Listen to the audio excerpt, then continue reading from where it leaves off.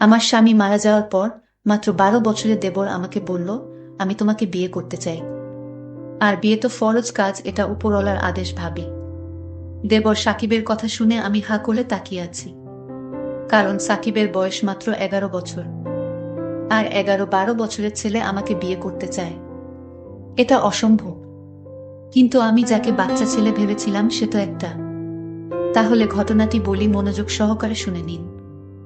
আশা করি অনেক ভালো লাগবে আপনাদের। যেই সাকিব আমার দেবর, এটাই তো সেই সাকিব যে আমার চোখের দিকে তাকিয়ে কথা বলার সাহস পায়নি, অথচ আজ এই সাকিব আমাকে বিয়ের জন্য অফার করছে। সময় কতটা বদলে গেছে, পরিস্থিতি আর ভাগ্য আমাকে কোথায় দাঁড় করিয়েছে সেটাই অবাক চোখে তাকিয়ে দেখছি। সাকিব আমার ছোট দেবর, আমার স্বামী জিসানের ছোট ভাই। আমার স্বামী জিসান স্ট্রোক করে মারা যান। আমাদের গ্রামের সরকারি হাই স্কুলে চাকরি করতেন। ঢাকা একটা ট্রেনিংয়ে যাওয়ার পথে স্ট্রোক করে 20 দিন চিকিৎসা অবস্থায় মারা যান। আমার এক ছেলে এক মেয়ে। বড় মেয়ের নাম সুমি আর ছোট ছেলের নাম সিফাত। মেয়েটার বয়স 8 বছর আর ছেলেটার 4 বছর। খুব সুখের সংসার ছিল আমাদের, সবাই মিলে কতই না ভালো ছিলাম। জিসানরা 3 ভাই 1 বোন। জিসান সবার বড় ছিল। মেজো ভাই প্রবাসে থাকে, আমার মেজো জাটা বাবার বাড়িতে থাকে। এখানে নাকি খুব অসুবিধে হয়। বিয়ের 4 মাস যেতে না যেতেই আমার মেজো দেবরকে নিয়ে আলাদা হয়ে যায়। আমি শুধু আলাদা হতে পারিনি, কারণ জিসানের মা কে কে দেখবে, আমি তো উনার মেয়ের মতো। তাও বউ হিসেবে আমার মেজো যাই ভালো। আমার সৎ মা ছিল ঘরে, তাই মায়ের ভালোবাসার খুব অভাব ছিল। ভেবেছিলাম শাশুড়ি মাকে দিয়ে নিজের মায়ের ব্যথা ভুলব, কিন্তু সে সুখটা হয়তো আমার কপালে ছিল না। আমি যত উনাকে মেনে চলতাম, উনি তত আমার ছোটখাটো দোষ নিয়ে ঝগড়া শুরু করে দিতেন। এ ঝগড়া নিয়ে জিসান কয়েকবার আমার উপর হাত তুলেছে। তাও প্রতিবাদ করতে যেয়ে পারিনি, কারণ আমি নারী, মুখ দিয়ে বললে আমার অধিকারের অভাব নাই। কিন্তু পুরুষতান্ত্রিক সমাজে আমরা নারীরাই দোষী। কার নামে কোথায় বিচার দিব? দিন শেষে এই পরিবার নিয়েই তো আমাকে থাকতে হবে, তাই কখনো প্রতিবাদ করেছি, আবার কখনো করিনি। সব মিলিয়ে আলহামদুলিল্লাহ ভালো ছিলাম।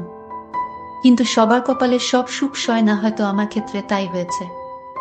সাকিব আমার সাথে চোখ তুলে কথা বলতে পারেনি ওর ভাইয়ের ভয়ে। আমার জানামতে আমাকে খুব সম্মান করে, কিন্তু আমার স্বামী মৃত্যুর পর বুঝলাম শুধু ভাইয়ের ভয়ে আমার দিকে তাকাতেও সাহস পায়নি। ছেলে মেয়ে দুটোকে নিয়ে কোথায় যাব, কি করব? শাশুড়ি মা এবং সাকিবের অত্যাচারে ঘরে বসা যায় না। কয়েক মাস জিসানের ব্যাংকে জমানো টাকা দিয়ে কোনো রকম দিন কাটিয়ে দিয়েছি, কিন্তু আস্তে আস্তে তো সব শেষ হয়ে যাচ্ছে। এদিকে সাকিব ক্লাস 8-এ পাশ করেছে জিসান মারা যাওয়ার আগে। কিন্তু ও তো ছোটখাটো কিছু কাজ খুঁজতে পারে, তা না, উল্টো ঘর থেকে টাকা নিয়ে বাজে খরচ করে। চোখের সামনে আমার সাজানো সংসারটা শেষ হয়ে যাচ্ছে, কি করব, কার কাছে হাত পাতব? সব মিলিয়ে আমি তিলে তিলে শেষ হয়ে যাচ্ছি। আল্লাহ কাছে তাজ্জুদের নামাজ পড়ে কত রকম ফরিয়াদ করেছি। আল্লাহ যেন আমাকে সৎ রাখেন, হালাল রিজিকের ব্যবস্থা করে দেন। ছোটবেলায় মাকে হারিয়ে সৎ মায়ের কাছে কম কষ্ট ভোগ করিনি। আসলাম স্বামীর বাড়িতে এসে স্বামীকে হারালাম। আল্লাহ যে আমার কত পরীক্ষা নিচ্ছেন জানি না, তবে আল্লাহকে এতটুকু বলতাম, আল্লাহ যেন আমাকে ধৈর্য দেন সবকিছু সহ্য করার। দিন দিন সাকিবের অত্যাচার বেড়ে চলছে। হুটহাট করে যে কোনো কথা বলে ফেলে, এক অদ্ভুত আচরণ করতে চায়। কোনোরকম আল্লাহ নাম নিয়ে বেঁচে আসি, তবে এরকম কতদিন? বাহিরে বললে বলবে স্বামী নাই, তাই এখন এমন করছি। কিন্তু বাবার বাড়িতে যাওয়ার ব্যবস্থা সব বন্ধ। আমি ইন্টার পাস, বিএ ভর্তি হওয়ার আগেই তো বিয়ে হয়ে গেল। কিন্তু এত অল্প বয়সে স্বামী হারাবো কখনো কল্পনাও করিনি। ছেলেটা ও বড় হচ্ছে, মেয়ে ও, কিন্তু আমি কোথায় যাব? ভেবেছিলাম ওদের সাথে কষ্ট করে কোনোরকম ওদের কাজের মহিলা হয়ে ও দিন কাটিয়ে দেব, কিন্তু না, আমার প্রতি তাদের নির্যাতনের পরিমাণ দিন দিন বেড়েই চলছে। সাকিব একটা ছোট অটো চালায়, কিছু ইনকাম করে। ভেবেছিলাম এখন ভালো হয়ে যাবে, কিন্তু না, সুযোগ পেলেই আমার সাথে শাশুড়ি এবং সাকিব ব্যবহার খারাপ করার চেষ্টা করে। সাকিব ছোট হলে কি হবে? দিন দিন সাকিব আমার দিকে অন্যরকম দৃষ্টিতে তাকিয়ে থাকে, আর মাঝে মাঝে বলে, ভাবি আমি তোমার অপেক্ষায় থাকবো সারা জীবন। একটা বাচ্চা ছেলের মুখে এ কথা মানায়? প্রতি উত্তরে বলেছিলাম, তোমার ভাই কিন্তু কথায় কথায় বলতেন, আমি তোমার বোনের মতো, আর আমি তোমাকে ছোট ভাইয়ের মতোই দেখেছি।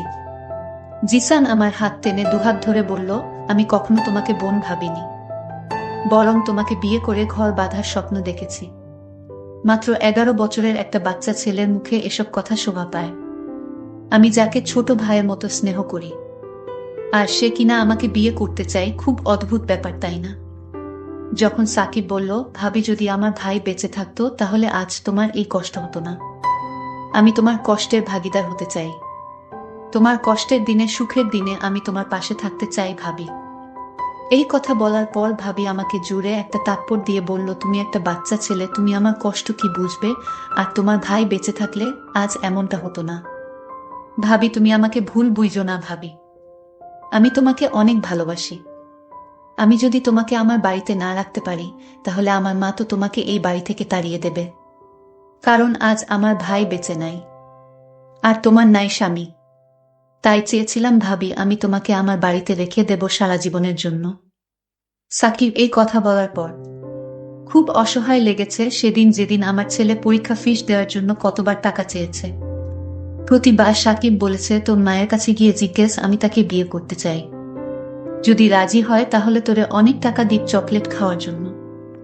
সাকিবের বয়স মাত্র 12 বছর, আর 12 বছরের ছেলে আমার স্বামী হবে, এটা আমি কিভাবে মেনে নিতে পারি? সে তো আমার ছোট ভাইয়ের বয়সী। সাকিব বলল, ভাবি তোমার কষ্ট দেখলে আমার চোখে পানি চলে আসে। আমি তোমার কষ্ট সহ্য করতে পারি না ভাবি। আমি জানি বড় ভাইয়া মারা যাওয়ার পর তুমি আর কখনো বিয়ের পিড়িতে বসবে না। তোমার বাকি জীবনটা আমাদের বাড়িতে চাকরানির মতো কাটাতে চাও, সেটাও আমি জানি। কিন্তু ভাবি তুমি চাইলে আমি তোমার সব কথা মেনে নিব। আরে তুমি তো একটা বাচ্চা ছেলে, তুমি বিয়ের কি বুঝবে? তোমার বিয়ের বয়স এখনো হয়নি সাকিব। আর তুমি এটা ভেবো না তোমার ভাই মারা গেছে বলে আমি আবার বিয়ে করব, কখনো না। ভাবি তুমি যা বলছো সব মুখেই বলতেছো, তোমার ভিতর থেকে কোনো কথা বের হচ্ছে না। আমি তোমার মুখ দেখেই বুঝতে পারছি যে তুমি কথাগুলো মুখে বলতেছো, অন্তর থেকে নয়। এতটুকু বাচ্চা ছেলের মাথায় এত বুদ্ধি কোথায় থেকে এলো আমি ভেবে পাচ্ছি না। আমি একদিন কান্না করে সাকিবের আড়ালে বলছিলাম, আমি এখন ছেলেদের পরীক্ষার খরচ কোথায় থেকে দিব? আমি কান্না করছিলাম আর এই কথাগুলো বলছিলাম। আমার আড়াল থেকে সাকিব আমার কথাগুলো শুনে ফেলে। ঠিক তখনই সাকিব একটা অটো ভাড়া নিয়ে সারাদিন অটো চালিয়ে টাকার ব্যবস্থা করে নিয়ে এলো। সাকিব রাতে আমার ঘরে চুপি চুপি ঢুকে বলতে লাগলো, আমার লক্ষ্মী ভাবি তুমি কান্না করছো কেন? কি হয়েছে তোমার? ভাবি বলল, তোমার কাছে বললে কি হবে? আরে ভাবি বলো না শুনি, সমাধানও তো করতে পারি। তুমি একটা বাচ্চা ছেলে, তোমার বয়স কম, তুমি কি বুঝবে? আরে ভাবি শোনো, তুমি আমাকে ছোট দেখতে পারো, আমার বয়স কম হতে পারে, কিন্তু ভাবি মানুষের দুঃখ কষ্ট বুঝার ক্ষমতা আমার আছে। একবার বলো না। তখন ভাবি বলল, মাস্টার আমার ছেলের পরীক্ষার ফিসের জন্য তাগিদ দিয়েছে, বলেছে কাল পরীক্ষার ফিস দিতে না পারলে পরীক্ষা দিতে দিবে না। ওহ ভাবি এই ব্যাপার সমস্যা নাই ভাবি, তুমি যখন একা একা বসে কান্না করেছিলে তখন আমি তোমার কথা শুনেছি। তারপর আমি এক অটো নিয়ে বের হয়ে যাই আর তোমার ছেলের পরীক্ষার ফিসের ব্যবস্থা করে ফেলেছি। এই নাও, এখানে 1000 টাকা আছে, তুমি তোমার ছেলের পরীক্ষার ফিসটা দিয়ে দাও। তখন ভাবি খুশি হয়ে টাকাগুলো হাতে নিয়ে ছেলের পরীক্ষার ফিস দিয়ে দিলেন, আর তার ছেলে পরীক্ষা দেওয়ার সুযোগ পেয়ে গেল। একদিন দেখি ভাবির শরীরটা খুব দুর্বল। ভাবিকে বললাম, ভাবি তোমাকে আজ খুব দুর্বল দেখাচ্ছে কেন? আরে এ কিছু না। তারপর ভাবির কপালে হাত দিয়ে দেখি শরীরে অনেক জ্বর, জ্বরে গা পুড়ে যাচ্ছে। আমি বললাম, ভাবি তোমার তো শরীরে অনেক জ্বর। তখন ভাবি জ্বরে জ্ঞান হারিয়ে ফেলল। আমি চালু করে জলপট্রি দিলাম, তারপরও দেখলাম কিছুতেই জ্বর কমছে না। রাত প্রায় 12টা বাজে, এখন কি করি?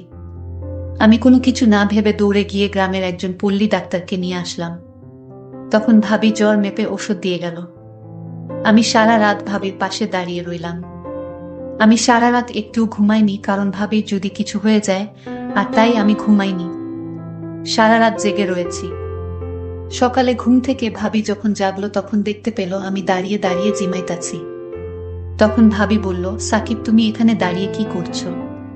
তখন তার ছেলে সিফাত বলল, ছোট কাকা যদি তোমার পাশে না থাকতো তাহলে তো তুমি মারা যেতে এমন, কারণ তোমার রাতে প্রচন্ড জ্বর এসেছিল শরীরে, তারপর তোমার কপালে জলপট্রি দিয়েছে ছোট কাকা, তারপরও যখন তোমার জ্বর কিছুতেই কমছে না, তখন এই অন্ধকার রাতে তোমার জন্য ডাক্তার নিয়ে আসলো বাসায়। ডাক্তার মশাই তোমার জ্বর মেপে ওষুধ দিয়েছে, আর সেই ওষুধ তোমাকে খাওয়ানো হয়েছে। আম্মু ছোট কাকা না থাকলে আজ যে তোমার কি হতো? হয়তো আমি তোমাকে আর মা ডাকার সুযোগ পেতাম না। ছেলের মুখে এইসব কথা শোনার পর আমার চোখের জল ধরে রাখতে পারিনি। আমি তাকে জড়িয়ে ধরে হাউমাউ করে কান্না করতে লাগলাম। সাকিব, তুমি আমাকে এত ভালোবাসো কেন? ভাবি, আমার ভাইয়া মারা যাওয়ার পর তোমার কষ্ট কিছুতেই সইতে পারছিলাম না। তুমি যখন সবসময় মনমরা হয়ে থাকতে, আমার মা যখন তোমাকে বিভিন্ন কথা বলে গালি দিত, তখন আমি এটা সইতে পারছিলাম না। কারণ আমার ভাইয়ের আমানত আমার বাড়িতেই রেখে দিতে চেয়েছি। জানো ভাবি, আমার জন্য অনেক সুন্দরী মেয়েরা পাগল, কিন্তু আমি কাউকে ভালোবাসার অধিকার দেয়নি। এর একটাই কারণ, তোমার জন্য তোমার মায়ের বাঁধনে আমি আটকা পড়ে গেছি। তার মুখে এই কথা শোনার পর আমার চোখ দিয়ে টলমল করে পানি পড়ছে, আমি কান্না করছি। আল্লাহ, আমার কপালে আরেকজন মানুষ আমার পাশে দিয়েছেন। তার ব্যবহারে, তার কথায় আমি মুগ্ধ হয়ে গেছি। আসলে আল্লাহ যা করেন তা ভালোর জন্যই করেন। আমি সাকিবকে বললাম, সাকিব তুমি কি চাও বলো, তুমি আজ যা চাইবে তাই পাবে। আমি আল্লাহকে সাক্ষী রেখে বললাম, ভাবি আমি তোমার কাছে কিছুই চাই না, তুমি আমার পাশে সারাজীবন থাকবে এবং তোমাকে সেবা করার সুযোগ দিবে। ঠিক আছে, আমি তোমাকে সারা জীবনের জন্য আঁচলে বেঁধে নিলাম, এখন খুশি তো? সাকিব চোখের জল মুছতে মুছতে বলল, ভাবি আমার মতো সুখী মানুষ এ পৃথিবীতে আর কেউ নাই। অনেক সাধনার পর তোমাকে এই বাড়িতে রেখে দিলাম সারা জীবনের জন্য, এটাই আমার সার্থকতা। সবশেষে দর্শকের উদ্দেশ্য করে একটা কথা বলতে চাই, তোমরা কখনো কম বয়সী ছেলেদের অবহেলা করো না। কারণ তাদের ভিতরে অনেক প্রতিভা, ভালোবাসা লুকিয়ে থাকে, যা কেউ জানে না। আজকের গল্পটি এখানেই শেষ করলাম। ভালো থাকবেন সবাই, ধন্যবাদ।